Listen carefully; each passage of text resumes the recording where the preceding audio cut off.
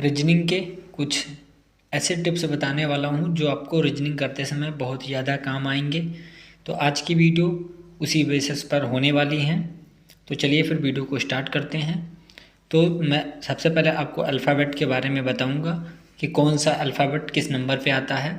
तो सिंपली आपको पहले ऐसे ए से लेके जेड तक लिख लेना है और उसका अल्फ़ाबेट उसके सामने लिख लेना है। जैसे ए का होता है 1, बी का 2, सी का 3, डी का 4, ई का 5, एफ का 6, जी का 7, एच का 8, आई का 9, जे का 10, के का 11, एल का 12, एम का 13, एन का 14, ओ का 15, पी का 16, क्यू का 17, आर का 18, एस का 19, टी का 20, यू का 21, बी का 22, डब्लू का 23,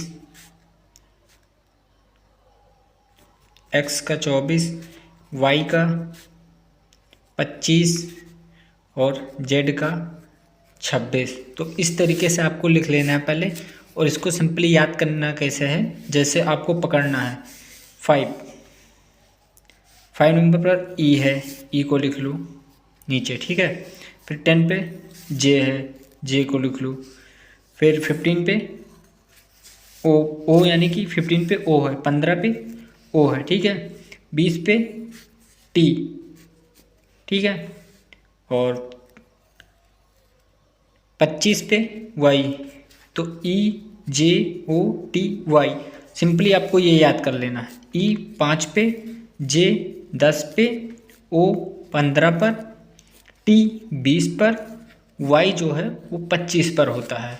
तो इस तरीके से आपको याद कर लेना है। फिर इसी से आप जैसे अब ई के बाद आई आता है, आई, ई के बाद यफ आता है, यफ यानी कि 6, तो 5 के आगे 1 लिख देना यानी कि 6 पर यफ हो गया। तो इस तरीके से भी याद कर सकते हो, या फिर आप स्टेप बाय स्टेप एक एक करके याद कर सकते हो। इससे आपको रीजनिंग में सवाल करने में काफ़ी आसानी होगी, जिससे कोडिंग डिकोडिंग कई सारे ऐसे चैप्टर रीजनिंग में आपको देखने को मिलेंगे। इसकी सहायता से आप उसे बड़े आसानी के साथ सॉल्व कर सकते हो।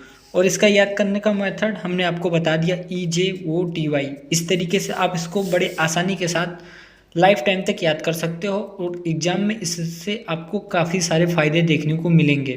तो EJOTY, इजोटी, अगर इसको याद कर लिए 5, 10, 15, 20, 25, तो इस तरीके से आप बड़े आसानी के साथ कोई भी रीजनिंग का सवाल कर सकते हो। कोडिंग डिकोडिंग चैप्टर का कई सारे चैप्टर हैं जिसमें ये काम आएगा। तो सिंपली आपको याद कैसे करना है, जैसे इसका उल्टा याद करना है, अपोजिट। ए का अपोजिट जे, ठीक है। बी का वाई, सी का एक्स, डी का डब्लू, ई का वी, एफ का यू, जी का टी, एच का यस, आई का आर,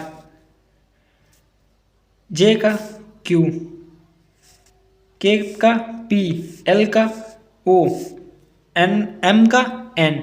इसी तरीके से ऐसे जेड का ए उल्टा डिफरेंट करके याद कर लेना। इसको याद करने की ट्रिक, जैसे ए जेड तो यानी कि अजहर, ठीक है। बी से बी वाई बॉय, ठीक। सी से क्रिक्स, ठीक, क्रिक्स हो गए। डी से ड्यू, ई से इवनिंग, एफ से फ्यू, जी से जीटी। इसको आप कर लीजिए, जी से जीटी कर लीजिए। एच से हाई स्कूल, आई से इंडियन रेलवे IR, ठीक है। जे से जे का क्यू, इसका शायद नहीं याद है। केप का KP यानी कि कानपुर। एल का लब, LOV लब, ठीक है। एम का एन, इसी तरीके से मैन, यमियन मैन। इसी तरीके से आप इसको बड़े आसानी के साथ इसका अपोजिट भी याद कर सकते हो और नंबर वाइज भी याद कर सकते हो, जिससे आपको एग्जाम में काफ़ी आसानी से आप किसी भी क्वेश्चन डिकोडिंग के सॉल्व कर सकते हो। काफ़ी लोगों को इसको याद करने में काफ़ी ज़्यादा प्रॉब्लम होती है, इसीलिए ये ट्रिक आपको काफ़ी ज़्यादा काम करे। या फिर क्वीन, क्यू यानी कि 17 यानी कि खतरा, तो क्यू से क्वीन 17, ठीक है, इस तरीके से याद कर सकते हो।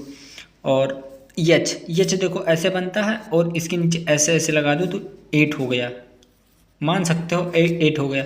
तो एच का आसानी से याद कर सकते हो, एच का 8 हो गया। के किंग्स 11 पंजाब 12 लब में कितने अक्षर होते हैं? 4, उसको 3 से डिवाइड कर दो, 4 गुणे 3 यानी कि 12 यल। एम टेढ़ा मेढ़ा, यम यानी आदमी, टेढ़ा मेढ़ा 13 हो गया। यन नेक्स्ट यन 14, ठीक है। ऐसे करके आप इसको आसानी से पूरा याद कर लेना स्टेप बाय स्टेप, जैसे मैंने बताया। इससे आपको काफ़ी ज़्यादा हेल्प मिलेगी। आप किसी भी कोडिंग डिकोडिंग सवाल को चुटकियों में कर सकते हो बिना कॉपी पेन उठाए। मैं इजी सवालों की बात कर रहा हूँ, और जैसे कोई टफ यानी कि हार्ड सवाल है तो उसके लिए आपको पेन उठाने की ज़रूरत पड़ेगी। ये आपके ऊपर डिपेंड करता है कि आप उसे कैसे हल करते हो। तो आज की जो वीडियो थी आज इसी ट्रिक पर थी। फिर मिलते हैं नए वीडियो में किसी और नए रीजनिंग के नए ट्रिक के साथ। तो वीडियो को लाइक कर देना और चैनल को सब्सक्राइब कर लेना। डेली बेसिस पे आपको इसी से रिलेटेड टॉपिक पर वीडियो देखने को इस चैनल पर मिलेगी। Thank you.